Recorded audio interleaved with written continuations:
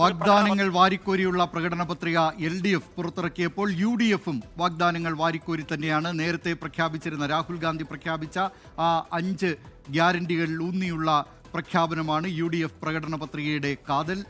വിവരങ്ങളുമായി കൊച്ചിയിൽ നിന്ന് ലാൽകൃഷ്ണ കൂടി ചേരുകയാണ്. ലാൽകൃഷ്ണ, എന്തൊക്കെയാണ് UDF പ്രകടന പത്രികയിലെ പ്രധാന വാഗ്ദാനങ്ങൾ?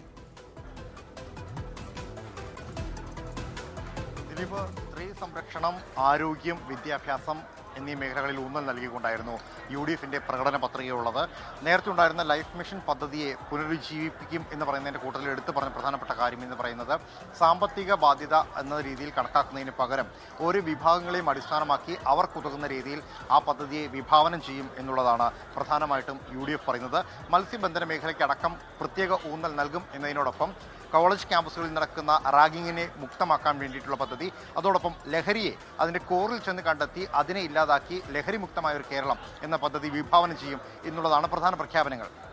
ഇതിൽ നമ്മൾ എടുത്തു പറയേണ്ട ഒരു കാര്യം എന്ന് പറയുന്നത് സംസ്ഥാന സർക്കാരിൻ്റെ, നിലവിലെ LDF സർക്കാരിൻ്റെ സ്വപ്ന പദ്ധതികളിലൊന്നായ സിൽവർ ലൈൻ പദ്ധതിയുമായി ബന്ധപ്പെട്ട മുഴുവൻ നടപടിക്രമങ്ങളും UDF അധികാരത്തിൽ വന്നാൽ അവസാനിപ്പിക്കും. അത് ഡീനോട്ടിഫൈ ചെയ്ത ആ ഭൂമി അത് ഉടമസ്ഥർക്ക് തന്നെ തിരികെ നൽകാനുള്ള നടപടികൾ സ്വീകരിക്കുമെന്നുള്ളതാണ് ഏറ്റവും പ്രധാനപ്പെട്ടതായിട്ട് ഇന്ന് എടുത്തു പറഞ്ഞത്. അതോടൊപ്പം ദേവസ്വം ബോർഡിൻ്റെയും സംസ്ഥാന സർക്കാരിലെയും അഴിമതി അത് പൂർണ്ണമായും മുക്തമാക്കുന്നതിന് വേണ്ടിയിട്ട് പ്രത്യേകമായിട്ടുള്ള ഒരു സംവിധാനത്തെ കൊണ്ടുവരും. ക്യാമ്പസുകൾ കേന്ദ്രീകരിച്ചുകൊണ്ട് നടത്തുന്ന രാഷ്ട്രീയ സിൻഡിക്കേറ്റിന് പകരം സംസ്ഥാനത്തൊട്ടാകെ പ്രവർത്തിക്കുന്ന രീതിയിൽ ഒരു സിൻഡിക്കേറ്റിന് രൂപം നൽകും എന്ന കാര്യം കൂടി അദ്ദേഹം എടുത്തു പറയുന്നുണ്ട്.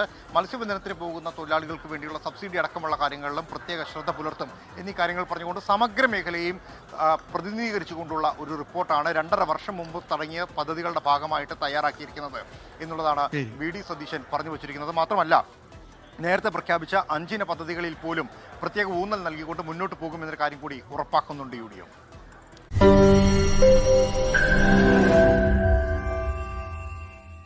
ലോകത്തെവിടെയായാലും ഏത് സമയത്തും 24 വാർത്തകളും ഓഗ്മെന്റഡ് റിയാലിറ്റി പാക്കേജുകളും എക്സ്പ്ലെയിനറുകളും വിശദമായി കാണാൻ ഞങ്ങളുടെ YouTube ചാനൽ നിങ്ങൾക്ക് സബ്സ്ക്രൈബ് ചെയ്യാം.